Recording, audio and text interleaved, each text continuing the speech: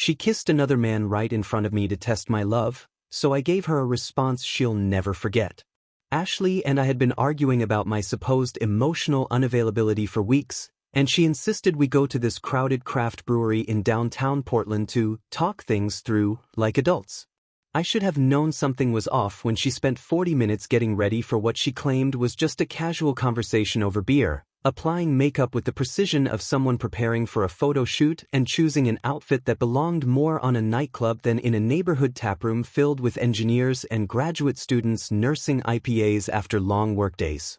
I work as an industrial engineer for a manufacturing company downtown, analyzing systems and optimizing processes, so I notice patterns and inconsistencies in everything from production lines to human behavior, but I was still blindsided by what happened next. We'd barely found seats at one of the high-top tables near the main bar, surrounded by exposed brick walls covered in local art and the steady hum of conversations mixing with craft beer taps being pulled, when Ashley spotted Jared working behind the polished copper bar. This bartender from her yoga studio was someone she'd mentioned maybe 3 times in the past year, always in passing and always with this particular tone that should have raised every red flag in my analytical mind, but I dismissed it as innocent workplace chatter. She excused herself to say hello, claiming she wanted to grab us another round, and I watched her approach him with body language that screamed intention rather than casual recognition, her hips swaying with deliberate purpose as she navigated between tables of unsuspecting patrons.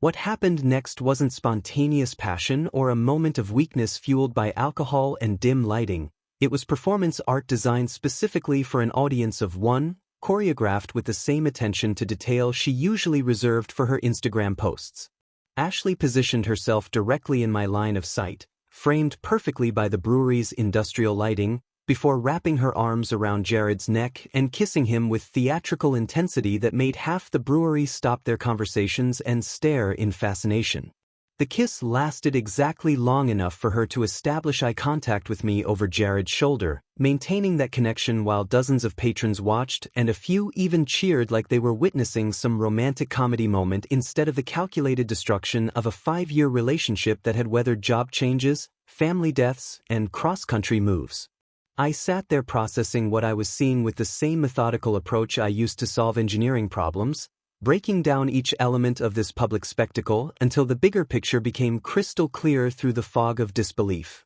This wasn't about Jared or sudden attraction or alcohol-fueled poor judgment that could be explained away later with tears and apologies. This was about me, sitting 20 feet away nursing a barely touched porter, being forced to watch my girlfriend orchestrate my public humiliation with surgical precision while maintaining complete control over the narrative. She had planned this entire evening around creating maximum emotional damage while maintaining plausible deniability, turning our private relationship struggles into entertainment for strangers who had no idea they were witnessing someone's carefully choreographed cruelty disguised as spontaneous romance. The worst part wasn't the betrayal itself or even the public nature of it, but the realization that she was enjoying every second of my shock and confusion, feeding off the power of making me watch helplessly while having no control over the situation unfolding in front of dozens of witnesses.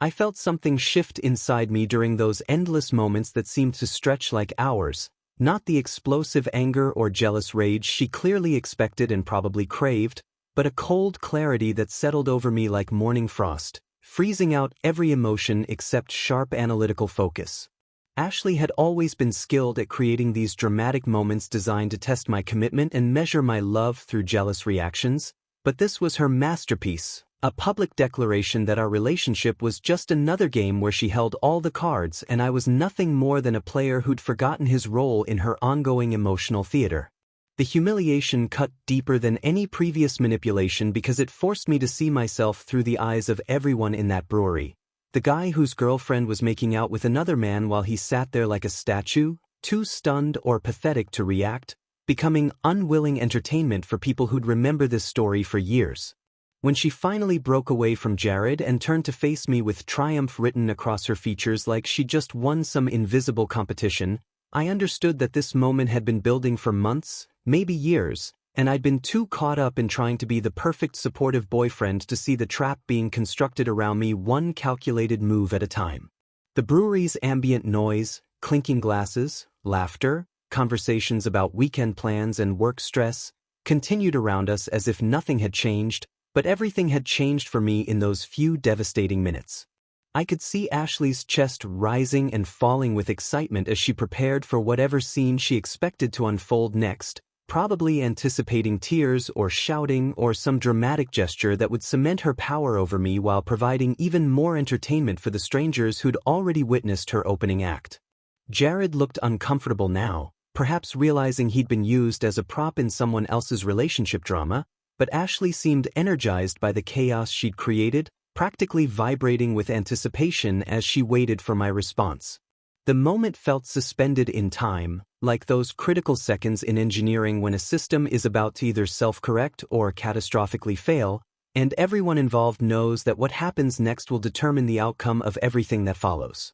I realized that every person in that brewery was now part of our story, unwilling witnesses to what Ashley had designed as my ultimate humiliation, and the weight of their attention pressed down on me like physical force. Some were pretending not to stare while others watched openly, probably creating their own narratives about what kind of man sits quietly while his girlfriend kisses another guy in front of him, and I understood that their judgment would follow me long after this night ended. Ashley's expression showed pure satisfaction mixed with cruel curiosity as she studied my face, searching for cracks in my composure that would signal her victory was complete. But something fundamental had shifted in me during her performance that she hadn't anticipated. The man she'd been dating for 5 years, the one who'd always reacted exactly as she predicted, who'd played his assigned role in every manufactured crisis she'd created, was gone, replaced by someone she didn't recognize and couldn't control.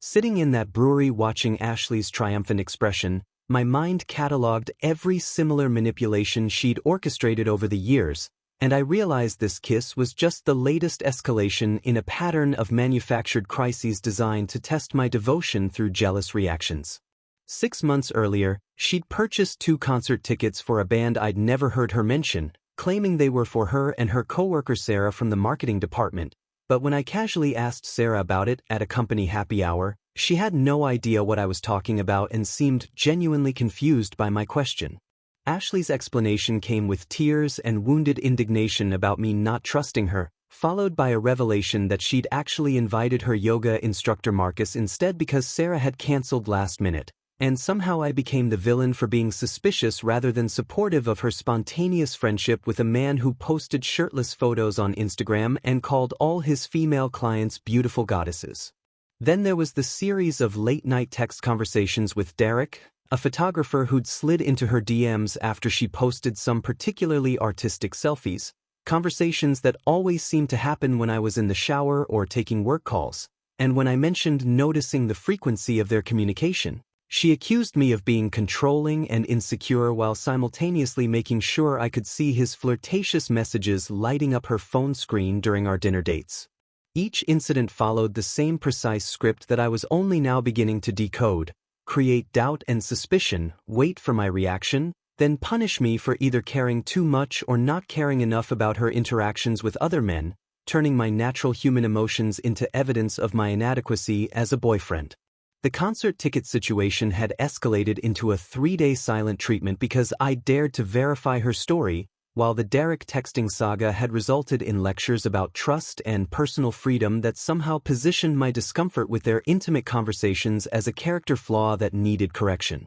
Ashley had perfected the art of manufacturing situations where any response I gave would be wrong, creating lose-lose scenarios where expressing concern made me possessive and controlling, while showing indifference proved I didn't care enough about our relationship to fight for it.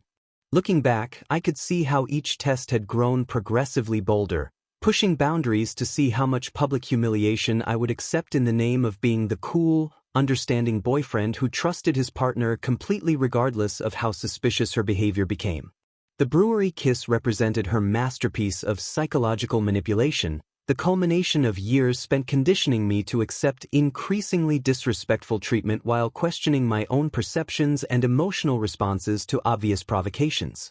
I understood now that I'd been cast as a contestant in a relationship competition I never agreed to enter, where love was measured not by genuine affection, shared goals, or mutual respect, but by the intensity of my jealous reactions and my willingness to compete with other men for her attention like some prize to be won. Ashley had grown bolder with each successful manipulation, each time I'd swallowed my concerns and apologized for having feelings about her deliberately provocative behavior, and now she'd graduated to full public theater, confident that I'd play my assigned role as the devastated boyfriend who would either fight Jared for her honor or break down in tears begging her to choose me. Every previous incident had been a rehearsal for this moment, training me to accept that my role in our relationship was to prove my worth through emotional suffering while she collected validation from multiple sources, treating my pain as evidence of her desirability rather than as damage to something we'd built together.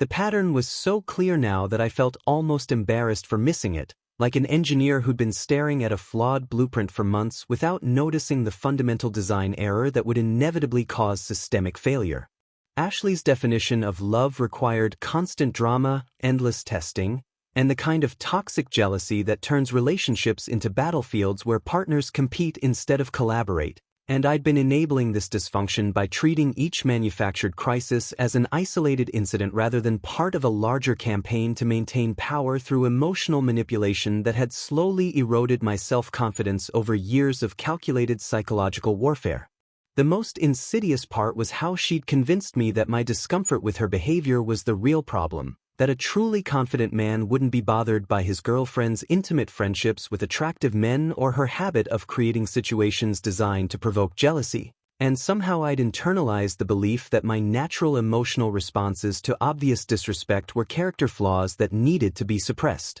She'd systematically trained me to doubt my instincts and apologize for having boundaries, turning reasonable requests for basic consideration into evidence of my insecurity and controlling nature, until I'd become a shell of the confident engineer who'd first attracted her attention 5 years ago at a mutual friend's birthday party. The Derek situation had been particularly devastating because Ashley had shared intimate details about our relationship problems with him, using our private struggles as conversation starters with a man who was clearly interested in more than just friendly support. And when I'd expressed how inappropriate and hurtful this felt, she'd accused me of trying to isolate her from people who actually understood and appreciated her.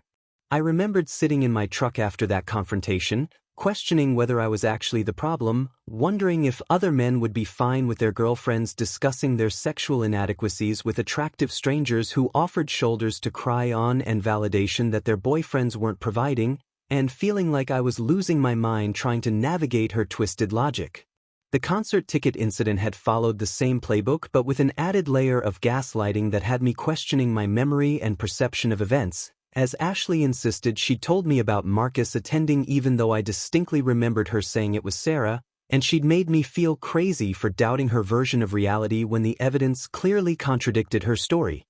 Each manipulation had chipped away at my confidence and sense of reality until I'd become the kind of man who apologized for having feelings and second-guessed his own perceptions, walking on eggshells around someone who should have been my partner but had instead become my emotional terrorist. The brewery kiss was simply Ashley's graduation ceremony, her bold declaration that she'd successfully broken down my resistance to public humiliation and trained me to accept any level of disrespect as long as she eventually returned to me with explanations and promises that it would never happen again. She'd grown so confident in her control over me that she'd orchestrated this public spectacle expecting me to react exactly as I always had, either with desperate attempts to win her back or with the kind of jealous rage that would make me look like the villain while she played the victim who'd simply made an innocent mistake. When Ashley finally approached my table after her performance, her face glowing with anticipation and barely contained excitement, she found something she hadn't expected and clearly wasn't prepared for: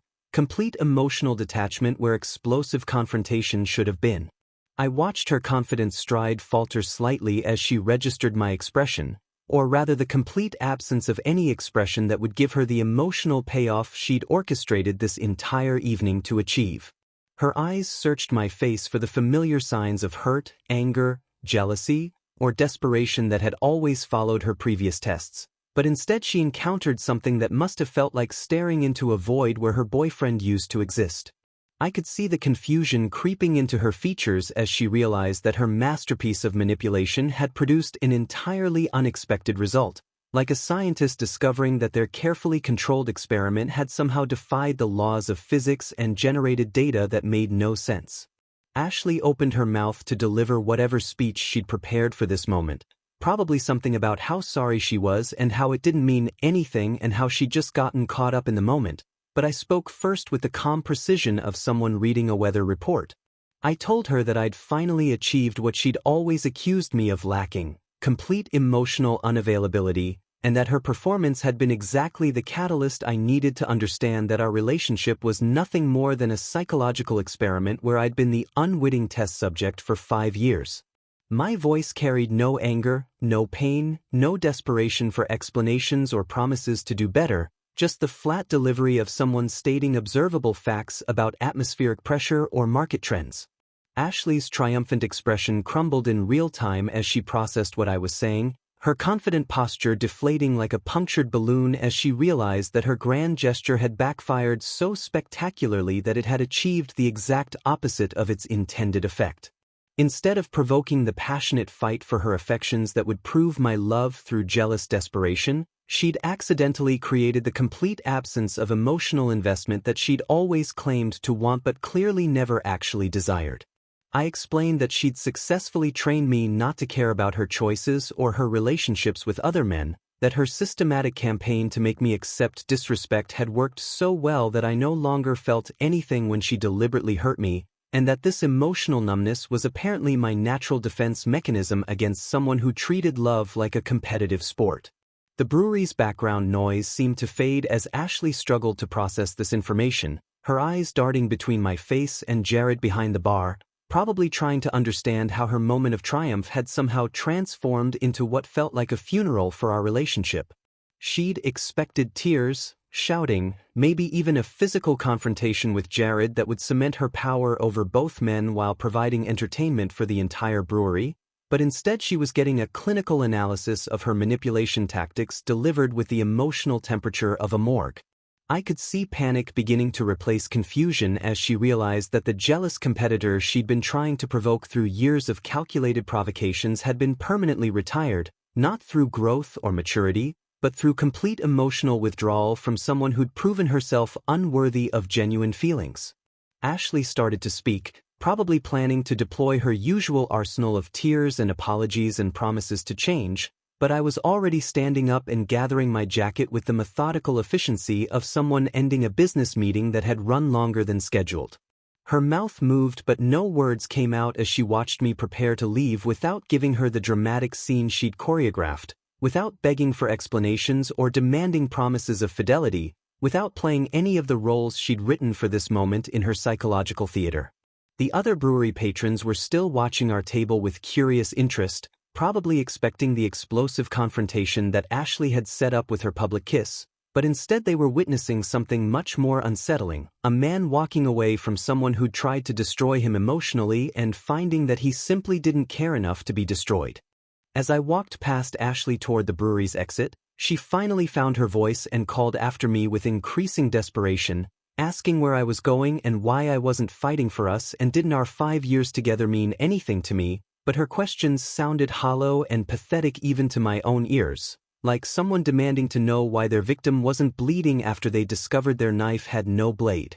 Her voice cracked on the word fight, probably because she was finally understanding that the man she'd spent years conditioning to compete for her attention had simply opted out of the competition entirely, leaving her standing alone in a game that required 2 players to function properly. The irony wasn't lost on me that Ashley's greatest manipulation had become her most spectacular failure, that her attempt to make me jealous enough to prove my love had instead proven to me that I no longer loved someone capable of such calculated cruelty, and that she'd accidentally liberated me from a relationship that had slowly poisoned my sense of self-worth over 5 years of psychological warfare disguised as romance. I could hear her heels clicking frantically against the brewery's polished concrete floors as she tried to catch up with me, her breathing becoming labored as panic set in and she realized that her usual tactics weren't working on someone who'd finally seen through the elaborate charade she'd constructed around what she called love. Behind us, I could sense the other patrons watching this unexpected conclusion to the drama they'd witnessed, probably confused by the absence of the explosive confrontation they'd anticipated when they saw Ashley's public kiss, but I no longer cared about their expectations or judgments because I'd finally stopped caring about hers. The cold night air hit my face as I pushed through the brewery's heavy glass doors, and for the first time in months I felt like I could breathe properly, like some invisible weight had been lifted from my chest the moment I'd stopped trying to make sense of Ashley's toxic behavior and simply accepted it for what it was. The actions of someone who saw relationships as psychological battlefields where partners existed to provide validation rather than companionship.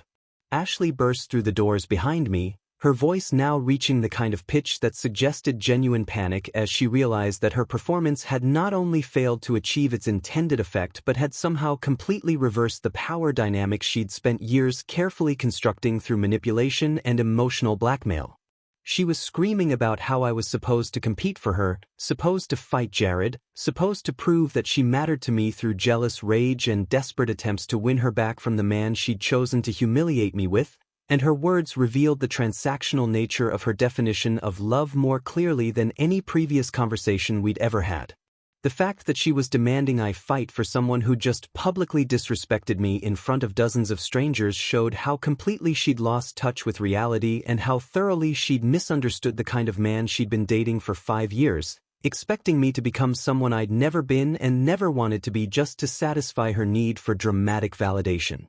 I walked through the brewery's parking garage with methodical precision while Ashley's voice echoed off the concrete walls behind me, her designer heels creating a staccato rhythm of desperation that grew more frantic with each step as she realized her carefully orchestrated drama was ending not with passionate reconciliation but with complete indifference from the man she'd spent 5 years training to chase her validation. The parking garage's fluorescent lights cast harsh shadows that seemed to amplify the surreal nature of this moment, transforming what should have been a romantic evening into something that felt more like the ending of a psychological thriller where the victim finally escapes their captor's elaborate maze of manipulation and mind games. Ashley's breathing was becoming labored as she tried to keep up with my steady pace in shoes designed more for Instagram photos than actual walking, and I could hear the panic creeping into her voice as she cycled through every emotional manipulation technique she'd perfected over the years of our relationship. She tried anger first, demanding to know how I could just walk away from 5 years together over one innocent kiss, then quickly shifted to bargaining when she realized that righteous indignation wasn't generating the response she needed to regain control of the situation. The echoes of her increasingly desperate pleas bounced off the concrete pillars and low ceiling, creating an almost cathedral-like effect that made her words sound even more hollow and pathetic than they already were, like someone praying to a god they just finished insulting and expecting immediate forgiveness. When I reached my truck, a reliable Ford F-150 that had never once demanded I prove my devotion through jealous reactions or public displays of possessiveness, Ashley positioned herself between me and the driver's side door with the kind of dramatic flair she usually reserved for social media posts about toxic masculinity and emotional unavailability. Her mascara was starting to run from the combination of tears and the garage's humid air, creating dark streaks that made her look less like the confident woman who'd orchestrated tonight's performance and more like someone who'd finally realized that her favorite psychological weapon had not only failed to fire but had somehow exploded in her own hands. She pressed her palms against my truck's window as I unlocked the door, leaving smudges that would remind me of this moment every time I drove anywhere for the next few weeks. And I realized that even in her desperation she was still trying to mark her territory and maintain some kind of claim over my life. Ashley's voice reached a new pitch of hysteria as she launched into a speech about how I was abandoning everything we'd built together, how 5 years couldn't just end over a misunderstanding, how she'd made a mistake but mistakes were forgivable if people really loved each other, and how I was proving that I'd never actually cared about her by walking away instead of fighting for our relationship like a real man would. The garage's security cameras probably captured every second of her breakdown, and I found myself wondering if she'd later claim I'd been abusive or controlling when she inevitably shared her version of this story with friends who would only hear about how her boyfriend had cruelly abandoned her after a minor indiscretion at a local brewery. I climbed into my truck's driver's seat while Ashley continued her performance outside, her fists now pounding on the passenger window with increasing desperation as she realized that no amount of tears or accusations or promises to change were going to penetrate the emotional wall I'd somehow constructed during her public humiliation routine. The truck's interior felt like a sanctuary after the chaos of the brewery and parking garage, a quiet space where I could finally process what had just happened without Ashley's voice demanding immediate responses to questions designed to trap me into admitting fault for her deliberate cruelty. She was now shouting about how I was supposed to be upset, supposed to demand explanations, supposed to make her choose between me and Jared instead of just giving up on us like a coward who didn't know how to fight for love, and her words revealed more about her psychological state than any previous conversation we'd ever had about our relationship problems. I started the engine while Ashley delivered what sounded like a prepared ultimatum about how our relationship would be permanently over if I drove away, how this was my last chance to prove that our 5 years together meant something to me, how real men don't run away when relationships get complicated, and how I'd regret this moment for the rest of my life if I chose pride over love. The irony of someone who just publicly kissed another man lecturing me about pride and love wasn't lost on me, but I no longer felt the need to point out her contradictions or defend my decision to people who treated basic respect as an unreasonable demand from romantic partners.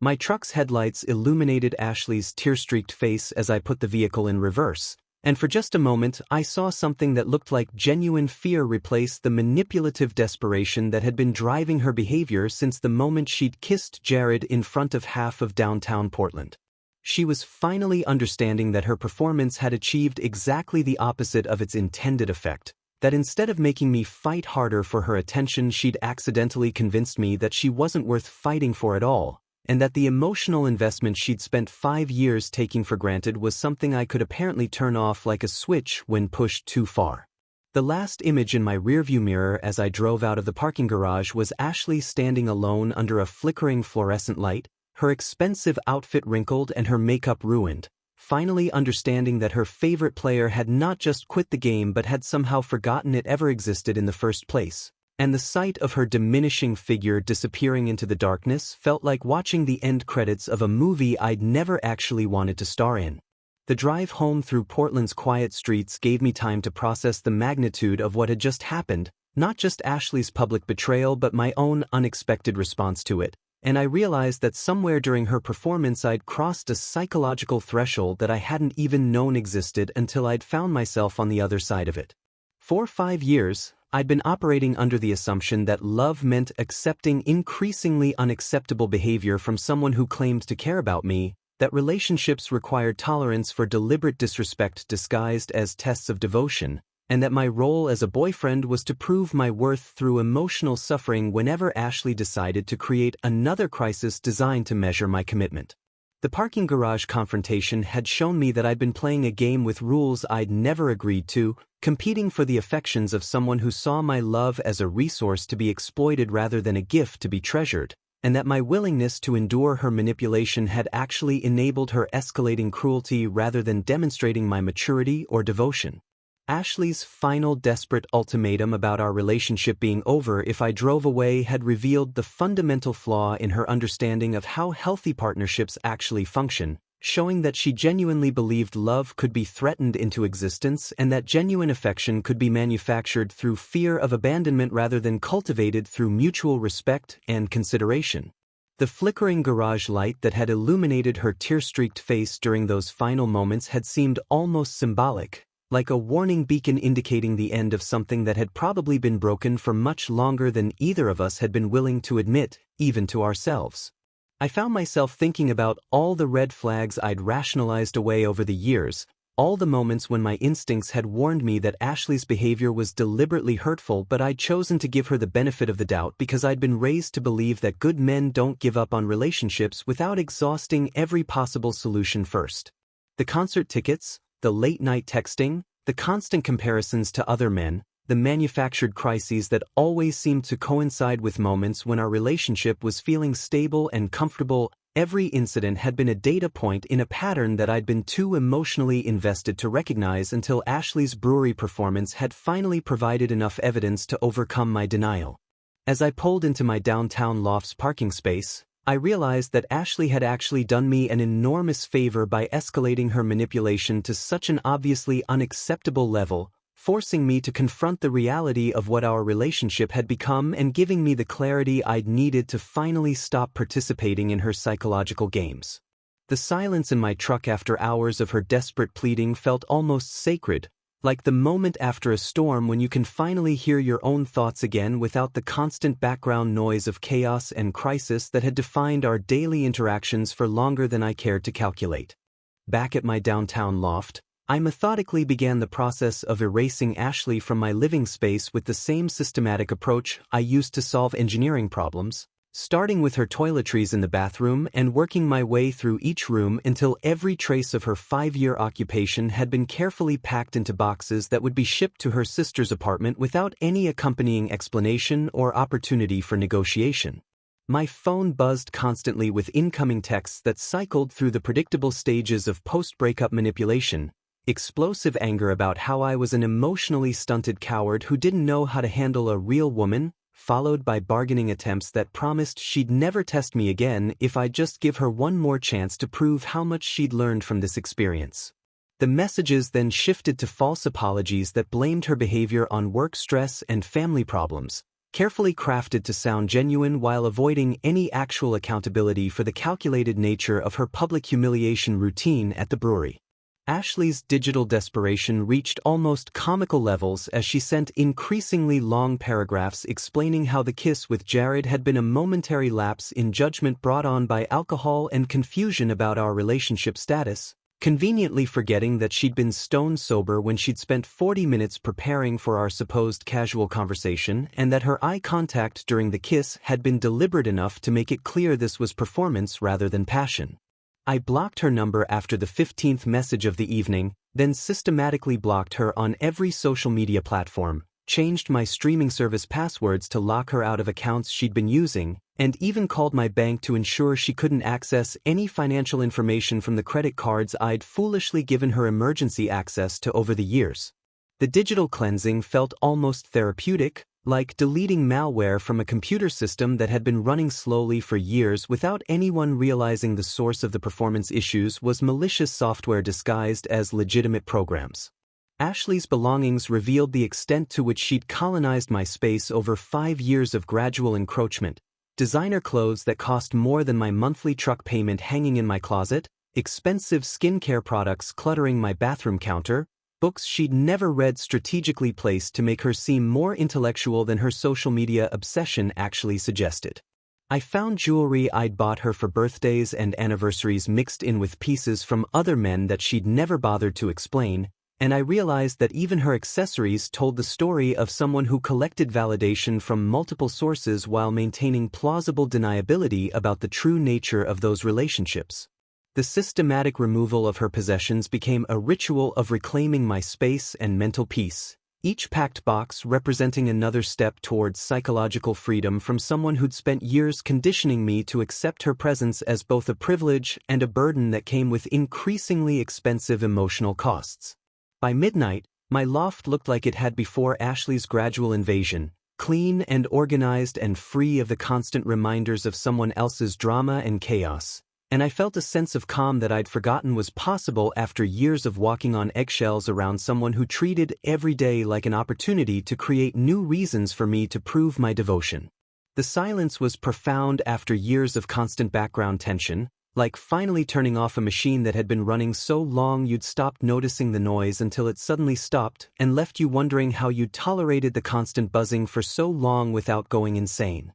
My friends started reaching out within hours, having heard through the social media grapevine that Ashley was posting cryptic messages about devastating heartbreak and cruel abandonment, but I ignored their well-meaning attempts to mediate or gather information about what had happened between us. Ashley had apparently launched a full-scale social media campaign designed to control the narrative of our breakup, painting herself as the victim of emotional abuse while carefully omitting any mention of her public kiss with another man or the years of manipulation that had led to that moment. The mutual acquaintances who reached out seemed genuinely confused by the disconnect between Ashley's victim narrative and my complete absence from social media drama, as if they couldn't understand how someone could be accused of such terrible behavior while remaining completely silent about the accusations. I realized that Ashley's need to control public perception of our relationships and was just another extension of her need to control every aspect of our interactions, and that engaging with her drama in any way would only provide her with the attention and validation she was desperately seeking through her performance of heartbreak and betrayal.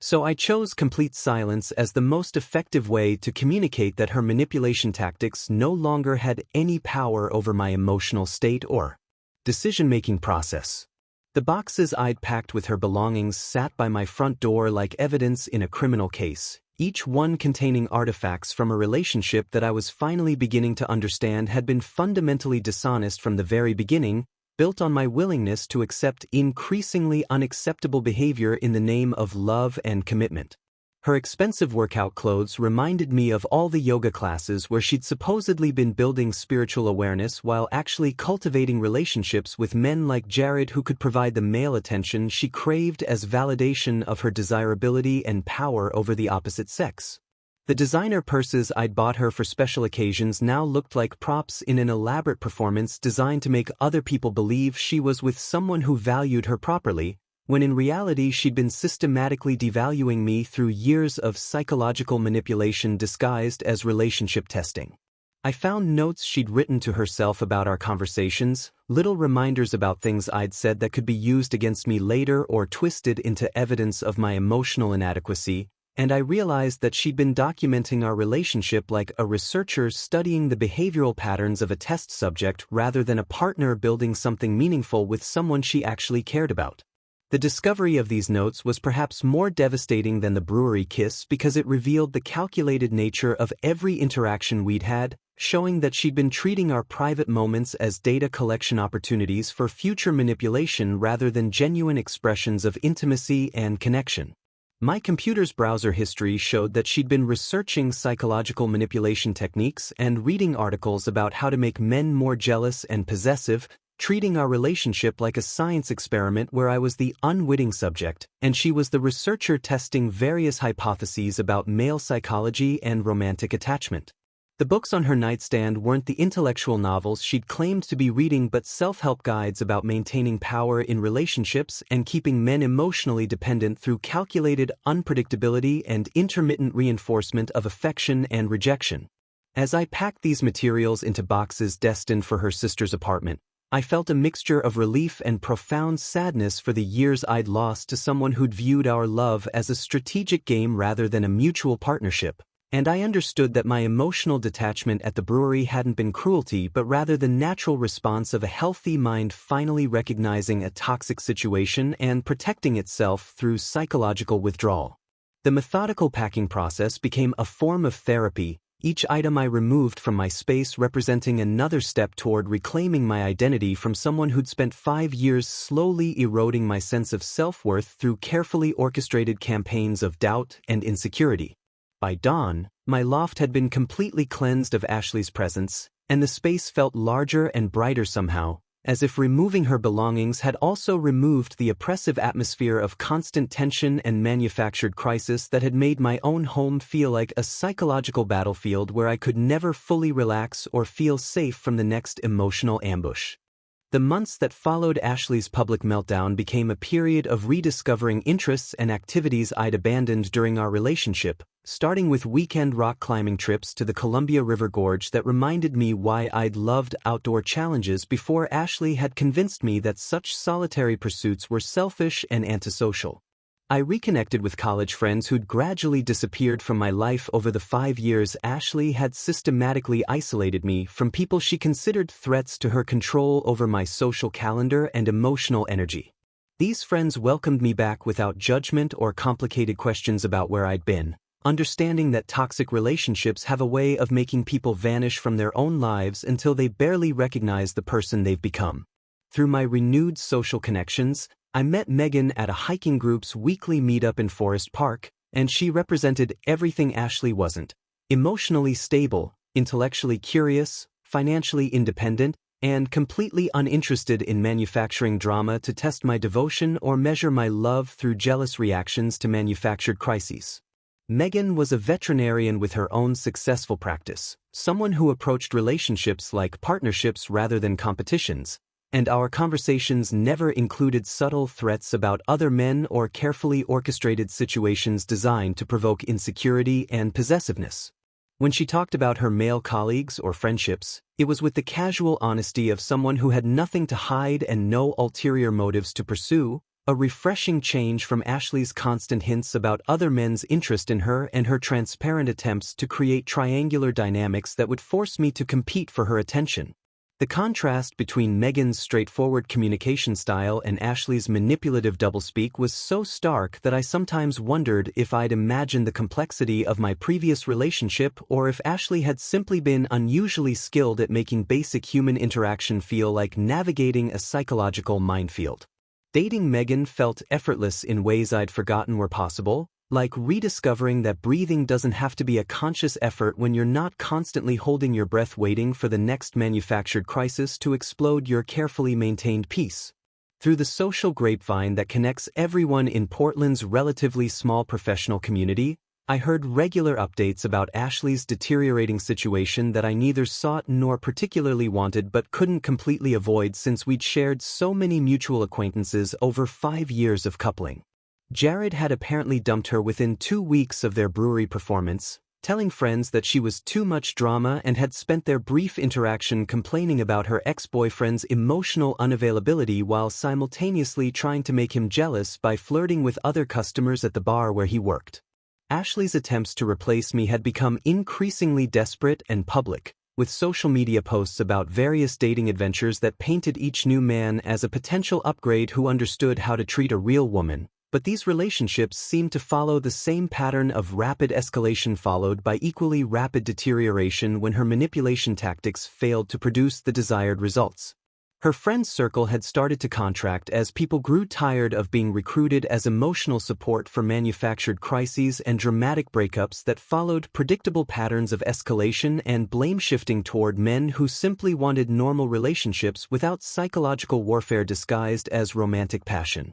The few mutual friends who still maintained contact with Ashley reported that she'd become exhaustingly focused on my apparent cruelty in abandoning her without explanation, spinning increasingly elaborate narratives about emotional abuse and manipulation while carefully omitting any mention of her own behavior that had precipitated our breakup. She'd apparently convinced herself that my refusal to fight for her at the brewery had been evidence of my inability to love properly rather than a logical response to public humiliation, and she was telling anyone who would listen that I'd never actually cared about her and had been emotionally unavailable throughout our entire relationship. The irony of someone who'd systematically manipulated me for 5 years now claiming I was the manipulative one wasn't lost on our mutual acquaintances. But Ashley's victim narrative was so well-crafted and emotionally compelling that some people who didn't know the full story were beginning to view me as the villain in a romance gone wrong rather than the target of a calculated psychological campaign that had finally backfired. Meanwhile, my life was expanding in directions I'd forgotten were possible when not constantly managing someone else's emotional instability and manufactured crises. And the peace I felt in Megan's company reminded me what healthy relationships actually felt like when both people were genuinely interested in building something together rather than competing for control over the emotional dynamic that governed every interaction and conversation. Megan's approach to conflict resolution was revolutionary compared to Ashley's preference for creating problems that didn't exist and then demanding I solve them through increasingly elaborate displays of devotion and jealous possessiveness that only served to feed her need for constant validation and drama. When Megan and I disagreed about something, we discussed it like adults working toward mutual understanding rather than adversaries trying to win psychological victories. And she never used our differences of opinion as opportunities to threaten the relationship's stability or question my commitment to her happiness and well-being. The absence of constant emotional manipulation had allowed my personality to re-emerge after years of suppression under Ashley's regime of manufactured crises and calculated provocations designed to keep me off balance and constantly proving my worth through increasingly expensive emotional labor. I rediscovered my sense of humor, my confidence in my own perceptions and judgment, and my ability to enjoy simple pleasures without constantly analyzing whether my happiness might somehow threaten someone else's need for attention and validation through manufactured drama and crisis. My work performance improved dramatically once I was no longer spending mental energy trying to decode Ashley's mixed messages and doublespeak, and I received a promotion to senior engineer that came with both increased responsibilities and substantial salary improvements that I could now enjoy without someone demanding I prove my success through expensive gifts and lifestyle upgrades. The financial freedom that came from not constantly subsidizing someone else's retail therapy and validation seeking through designer purchases felt almost surreal after years of watching my savings disappear into Ashley's bottomless need for material proof of my affection and commitment to her happiness. Through our shrinking circle of mutual friends, I learned that Ashley's employment situation had become precarious as her personal drama began affecting her professional relationships and work performance, with colleagues growing tired of her constant relationship emergencies and need for emotional support during what seemed like weekly romantic disasters. Her social media presence had devolved into a mixture of inspirational quotes about toxic masculinity and emotional unavailability punctuated by increasingly desperate attempts to attract male attention through provocative photos and captions about knowing her worth and deserving better treatment from men who understood real love. The contrast between Ashley's public performance of confidence and empowerment and the private reality of her deteriorating personal and professional relationships became a case study in how toxic behavior patterns eventually consume the people who practice them, isolating them from the very connections they claim to value most. Friends who had initially sympathized with her heartbreak narrative began distancing themselves as they witnessed her pattern of creating drama with every new romantic interest, recognizing that Ashley's relationship problems weren't caused by a series of emotionally unavailable men but by her own inability to maintain healthy connections without constantly testing and manipulating the people who cared about her.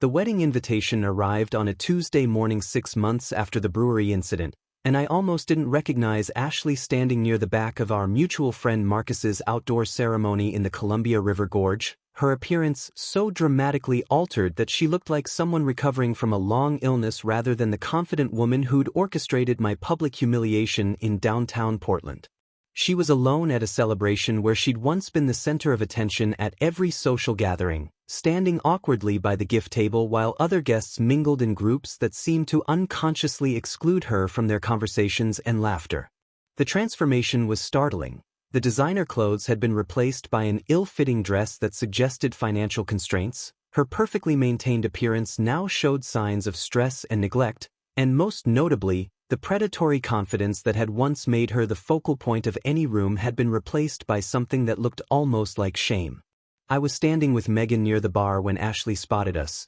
and I watched her face cycle through surprise, hope, calculation, and finally a kind of desperate determination as she began making her way across the reception area with the purposeful stride of someone who'd been rehearsing this encounter for months. Megan noticed the approach first and squeezed my hand in a gesture of solidarity that reminded me how different it felt to be with someone who offered support without expecting dramatic gestures in return, someone who understood that past relationships were exactly that, past, and didn't require constant reassurance about her position in my present life. Ashley's opening words were clearly rehearsed, a carefully crafted apology that hit all the expected notes about recognizing her mistakes, understanding how much she'd hurt me, and hoping we could at least find some closure after everything that had happened between us at the brewery that night. Her performance was technically proficient but lacked the genuine remorse that would have made it meaningful, coming across instead like someone reading from a script they'd memorized for a role they didn't fully understand but desperately needed to play convincingly.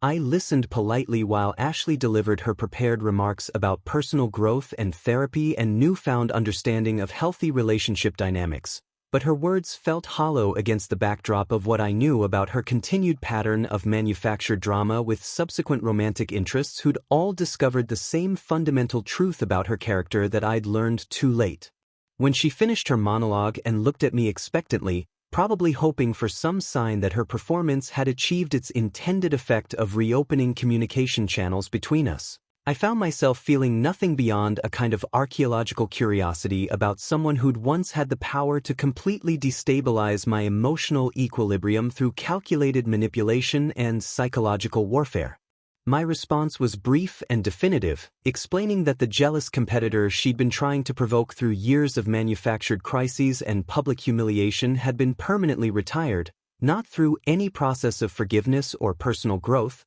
but through the simple recognition that she wasn't worth the emotional investment required to maintain anger or resentment about past injuries. Ashley's carefully maintained composure cracked slightly as she processed this information, probably realizing that she'd been hoping for either continued anger that would indicate ongoing emotional involvement or immediate forgiveness that would suggest the possibility of renewed contact and influence over my psychological state. Instead, she was encountering complete indifference from someone who'd simply moved beyond the need for her particular brand of validation and drama, and I could see her struggling to understand how someone she'd once controlled so effectively had somehow evolved past caring about her opinion or approval. The wedding reception continued around us with music and laughter and conversations about normal relationship milestones like anniversaries and engagements and shared future plans, creating a stark contrast to Ashley's attempt to relitigate past grievances and somehow extract meaning from interactions that had fundamentally changed me in ways she was only beginning to comprehend. When I excused myself from the conversation and returned to Megan's side, Ashley remained standing alone near the gift table for several more minutes, probably processing the reality that her former audience had not just moved on but had evolved beyond the need for her psychological theater entirely. As Megan and I walked away into the evening air that smelled of pine trees and river water, I realized that Ashley's attempt at reconciliation had actually served as a final confirmation that I'd made the right choice in walking away from someone who viewed relationships as opportunities for manipulation rather than collaboration. The last image I had of her was through the reception tent's open flaps, standing alone while other couples danced and celebrated the kind of genuine partnership that she'd never understood or been capable of providing, finally understanding that her favorite player had not just quit her game but had forgotten it ever existed in the first place. And the sight filled me with neither satisfaction nor regret but simply the quiet contentment that comes from recognizing how far you've traveled from. A place that once felt like home but was actually a psychological prison designed to keep you doubting your own worth and reality. The drive back to Portland with Megan felt like the closing chapter of a book I'd been trying to finish for months, and our conversation during the hour-long journey focused not on Ashley's attempted reconciliation but on our own plans for the upcoming hiking season and the vacation we'd been discussing to celebrate her practice's 5th anniversary. Megan's complete lack of insecurity about my past relationship was refreshing in ways I was still learning to appreciate, as she understood that genuine confidence doesn't require constant reassurance about former romantic connections or elaborate displays of territorial behavior designed to mark psychological ownership over someone's emotional landscape. When we talked about Ashley at all, it was in the same casual way you might discuss someone who'd once lived in your neighborhood but had moved away years ago, a person who existed in your past but had no meaningful connection to your present circumstances or future plans. The wedding encounter had served as a final confirmation that I'd successfully completed whatever psychological healing process had begun with Ashley's brewery performance, demonstrating that I could interact with my former tormentor without experiencing any of the emotional turbulence that had once characterized every interaction between us. Megan commented that Ashley had seemed like someone trying to revisit a movie theater where she'd once been comfortable, only to discover that the building had been completely renovated and no longer contained anything familiar or welcoming, and her observation captured something essential about the nature of psychological evolution that I'd been unable to articulate myself. The months following the wedding passed without any further contact from Ashley, suggesting that our final conversation had provided her with whatever closure she'd been seeking or had convinced her that pursuing further interaction would be futile given my complete emotional detachment from our shared history. Through the social grapevine, I heard occasional updates about her continued romantic disasters and professional difficulties, but these reports felt like news about a stranger whose problems had no connection to my own life or well-being. And I realized that achieving true indifference towards someone who'd once dominated your emotional landscape was perhaps the most complete form of victory possible in situations involving psychological manipulation and abuse. The contrast between my current life with Megan and my past relationship with Ashley had become so stark that sometimes I wondered if I'd imagined the intensity of the dysfunction that had characterized 5 years of constant emotional warfare disguised as romance, but the wedding encounter had reminded me that the psychological prison Ashley had constructed around our relationship had been very real, even if I'd eventually found the key to escape it through simple refusal to continue participating in her elaborate games of manipulation and control.